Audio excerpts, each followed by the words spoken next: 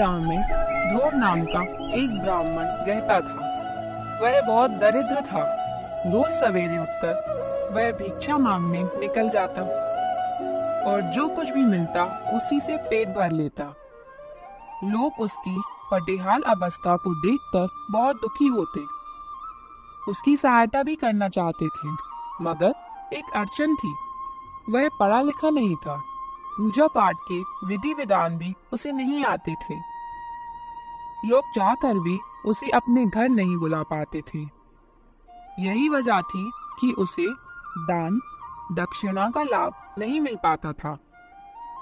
मात्र भिक्षा पर गुजर करनी पड़ती थी, किंतु वह उसी में प्रसन्न था।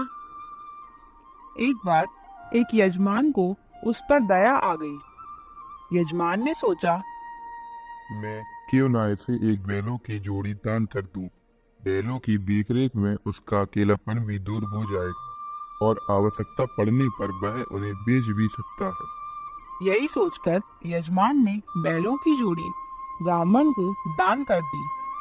बैलों की जोड़ी प्राप्त कर ब्राह्मण खुशी से फूला न समाया। उसकी दिनचर्या ही बदल गई। सुबह उठकर वह पहले बैलों के स्थान की साफ सफाई करता, उन्हें तालाब में नहलाने धुलाने को ले जाता, फिर भिक्षा में प्राप्त अन्न में से काफी बड़ा हिस्सा बैलों को खिलाकर स्वयं भी भोजन करता। दिन चढ़ते ही वह भिक्षा मांगने के लिए निकल पड़ता। संध्या को जब वह घर लौटता तो खूब थका होता। फिर भी बैलों को घास चराने नदी के किनारे ले जाता। बैलों की जोड़ी उसके लाड़ प्यार और देखभाल के कारण कुछ ही दिनों में हष्ट पुष्ट हो गई। जो भी बैलों की जोड़ी देखता देखता ही रह जाता। एक दिन ब्राह्मण बैलों की जोड़ी को तालाब में नहला रहा था कि एक चोर की दृष्टि उन बैलों पर पड़ गई। ऐसे हष्ट पुष्ट बैलों को देखकर चोर की लार टपकने लगी। उसने निश्चय किया कि वह बैलों को चुरा लेगा, फिर उन्हें हाट में बेच देगा। इतने हष्ट पुष्ट बैलों को बेचकर उसे काफी धन प्राप्त होगा। कुछ दिन आराम से कटेंगे। अब समस्या सामने थी कि बैलों को चुराए कब। दिन का समय उसे ठीक नहीं लगा। दिन में ब्राह्मण भिक्षा मांगने के लिए निकल जाता था। बैलों की देखरेख के लिए वहां कोई नहीं होता था, किंतु दिन में पकड़े जाने का भय था, क्योंकि सारे गांव वाले ब्राह्मण के बैलों को अच्छी तरह से पहचानते थे।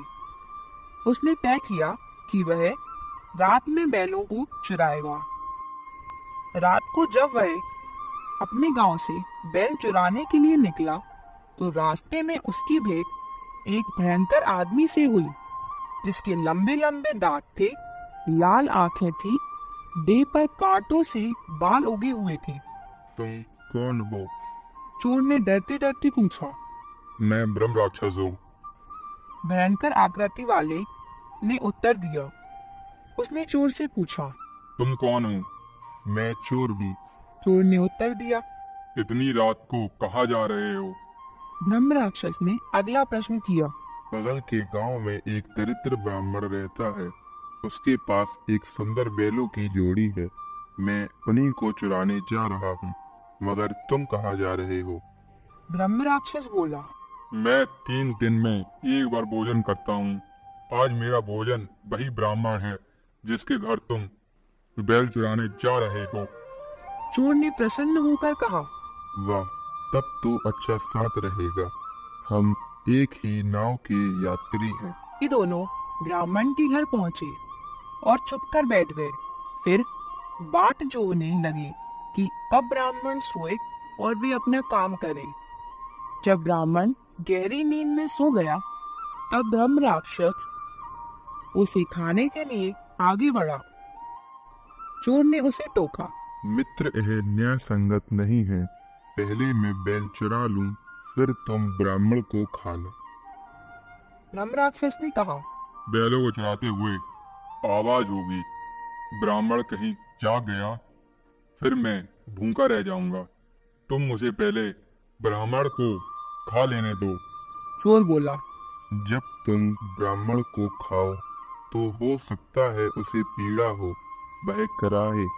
उसकी करा सुनकर आसपास के लोग एकत्र हो जाएंगे, फिर मैं बैलों को नहीं चुरा पाऊंगा, इसलिए पहले मुझे बैलों को चुराने दो।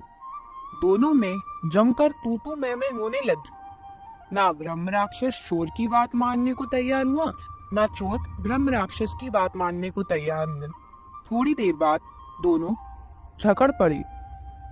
शोर सुनकर ब्राह्मण जग गया।